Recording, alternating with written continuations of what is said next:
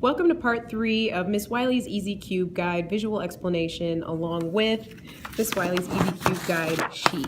So this is part 3, so therefore we are going to finish up the cube.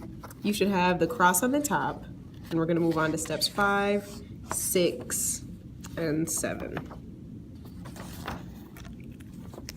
So here's my cube. It's got the cross on the top. So now what do I need to do next? What you're going to need to do next is make sure that these edges in the middle line up correctly. So let's see if any of them do. I'm matching the blue to the blue, and I have no other matches. So I'm going to do the green. Hey, look at that. I got orange and green. And what's screwed up or needs to be switched around is this blue and red. I'm going to call it red. So in order to do that, you're going to go on to step 5. And as you can see, you have an algorithm. With the last 4 steps, you have 4 algorithms. See, to get the cross on the top, we used front, right, inverted, up, inverted, front, inverted. To get all these edges to match, we're going to go right, inverted, up, right, inverted. But your key is to always position the cube correctly so that you're not doing the algorithm so many times. You should only have to do it twice at the most, and that's it. So let's take a look at my cube. When you have 2 adjacent edges matching, or edges that are right next to each other matching, you keep one in the right hand and the other one in the back, like this. And here's how the alg looks.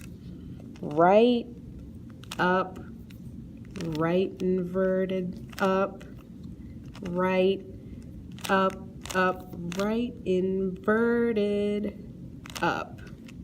I did an extra up to see if my edges lined up, and they do. There's a particular case. See if we can make the case. And that is that sometimes you will have edges that are across from each other. For example, this red is matching and the orange is matching. When you have that case, you're gonna have to do the algorithm twice. You're gonna keep one matching in the front and the other one in the back. Do the alg. That was really fast, huh? And then now these 2, the adjacent edges are matching. And of course, these 2 are mismatch.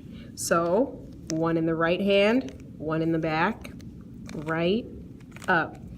Right inverted, up, right, up, right inverted, up, and everything is matching. Step 6. Step 6 says that I have to put the corners in their correct spots. I have to do this algorithm up to 2 times, and I keep the already correct corner in the front and in the right hand. This is probably the trickiest algorithm you're going to have to remember. When I first was learning how to solve Rubik's Cube, I would say to myself, you're right, up inverted, left inverted. You're wrong, up inverted, left, in order to remember it. So here's how it looks.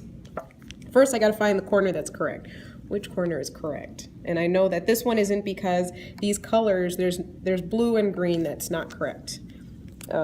This one is because it's blue, yellow, and orange, and it's on the blue, yellow, and orange side. Like for example, this one does not match because it's got pink and yellow, but this isn't the matching color. So I'm going to position the cube with the correct piece in the front and in the right hand. If I had no correct corners, I would just do the algorithm from anywhere, and one of them will fall into place, and then you put that correct one in the front and in the right hand. So you're right, up inverted, left inverted.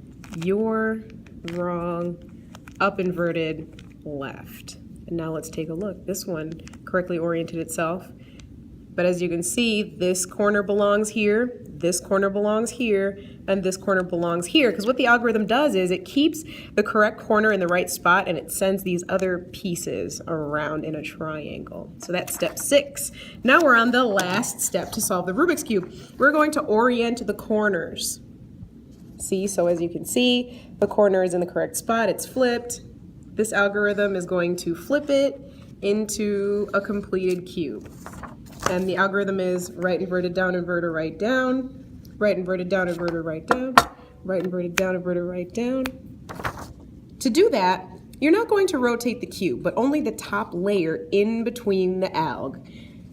And experienced cubers don't say algorithms usually. We usually just say algs. So I'll show you how it's done. So I noticed that students will go right in and start doing the algorithm, right inverted, down inverted, right down, starting on the corner that needs to be flipped. However, when I first learned a long time ago, I do it where I start out with the correct corner here and I rotate in the pieces I'm going to do the algorithm to. Sometimes you can just go right into the alg and that's fine, but I'm not going to do that. I'm going to do it the way I traditionally do it, where I keep this correct one here, and I'm going to rotate in the pieces I want to do. So here's how it looks. Remember the down note, the down and down inverted notation, so how I use my ring fingers? So I use my left hand for down, and I use my right hand for down inverted. So here we go. I have my correct corner, rotate the top layer, and I'm going to go right inverted, right, down. I don't move anything, I just keep going until the yellow piece is up here. And it looks like I'm messing it up, but I'm really not messing it up. Right inverted, right, down. There it is, watch it move. Right inverted, right, down. Right inverted, right, down. You always got to remember that last down move. And then rotate the top. Because the yellow is in front, we have to do the algorithm 4 times. If the yellow, say, was on the side, we'd only have to do it twice. But since it's in the front, we're going to do it 4 times. Here's how it looks fast. Oh. Then I rotate. I'll do it slowly again.